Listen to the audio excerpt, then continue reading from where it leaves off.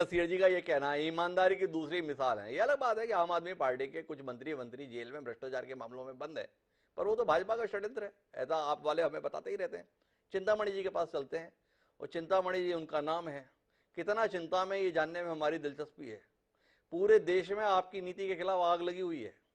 हर राज्य में ओपीएस को लेकर एक अलग किस्म का वातावरण बन रहा है। चिंतामणि जी, आपकी पार्टी से बोल नहीं फूट रहा है। हिमाचल में आपकी पार्टी के नेता बार बार ये बोल रहे हैं रास्ता हम ही निकालेंगे। बात तो ठीक है, अपने ही लिए हुए फैसले को सही ठहराना आपके लिए बहुत भारी पड़ रहा है। क्या हुआ, कुछ विधानसभा चुनाव में जीतने की खातिर अपने प्रथम पुरुष के द्वारा लिए गए फैसले के खिलाफ खड़ा होने की नौबत आ रही है। चिंतामणि जी, क्या कर दिया बाकी दलों ने आपकी हालत को? देखिए, ये सिर्फ राजनीतिक चश्मे से देखे जाने वाली चीज नहीं है।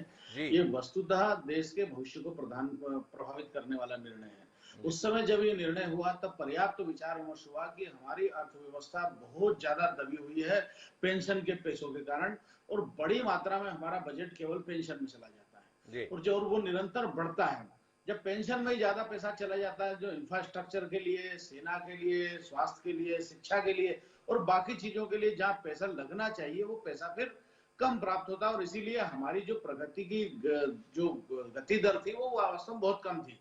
तो ये बहुत सोचा समझा निर्णय था। प्रधानमंत्री अटल बिहारी वाजपेयी जी ने इस निर्णय को लेने के लिए साहस किया और देश हित में साहस किया। ये कोई उनकी मर्जी, रुचि या कोई ऐसा कोई तात्कालिक कारण नहीं थे।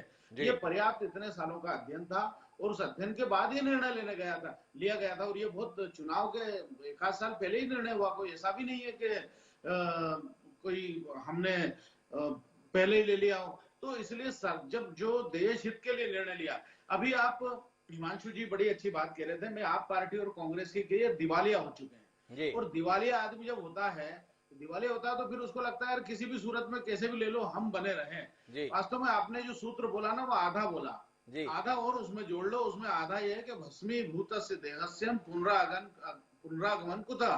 जी तो ये जो देह है ये भस्मीभूत हो जानी है, कोई मोक्ष नहीं होना, कोई पुनर्जन्म नहीं होना है। तो फिर यही खाओ पियो और जियो, घी जी उधार लेके घी पियो। तो इनको भी मालूम है कि भाई हमारी सरकार अब आए आए ना आए, दिल्ली में हम सिमटने वाले हैं, आप में हम एक्सीडेंटल आ गए हैं, गुजरात में हम आने भाई नहीं वाले हैं। हमारी जो है 300 420 में से केवल 2-3 सीटों पे ये जमानत बचा पाए वहां पे उत्तर प्रदेश में। ऐसे ही बाकी जगह हुआ है, इनकी जमानत मात्र 1-2 सीटों पर बची, जितनी उत्तराखंड में भी ये जमानत 1-2 सीटों पे बचा पाए हैं। तो इस पार्टी का कोई बहुत अस्तित्व नहीं है। इसलिए लोक लुभावन नारे देके, लोक लुभावन वो करके, भले ही व्यवस्था को नुकसान हो, भले ही अर्थव्यवस्था हमारी रसातल में चले जाए, भले ही बाकी लोगों को, तो ये उसमें तैयार हैं। लेकिन इनको ये लगना चाहिए कि भाई हमें अगर आज हम स्टैंड कर जाए, आज हम थोड़ा सा अपनी पार्टी बढ़ा ले, तो ये तात्कालिक लाभ के चिंतामणि जी, लिए। एक मेरा सवाल है आपसे। क्या एक लोक कल्याणकारी सरकार और एक मुनाफाखोर व्यापारी में कोई अंतर देश में रहना चाहिए या नहीं रहना चाहिए? हर चीज केवल लाभ हानि की दृष्टि से देखनी है तो सरकार की जरूरत क्या है? एक कॉर्पोरेट कंपनी ही के तौर पे देश को तब्दील कर दिया जाए। प्रॉफिट प्रॉफिट एंड प्रॉफिट, यही कुल उद्देश्य होना चाहिए। एक लोक कल्याणकारी राज्य के अंतर्गत कल्पना अगर की जा रही है, एक व्यक्ति जिसने आपको 30 साल 35 साल 38 साल सेवाएं दी हैं और वह वृद्धावस्था में यह अपेक्षा कर रहा है अपने नियोक्ता से कि वह उसके बुढ़ापे को सुरक्षित रखे, तो क्या यह आपकी जिम्मेदारी नहीं है? क्यों उसे आप शेयर बाजार के हवाले कर देना चाहते हैं और इस पर अपनी पीठ थपथपाना चाहते हैं? अपनी जिम्मेदारी से पीठ दिखाने को आप एक बहादुरी के तौर पर देखना चाहते हैं।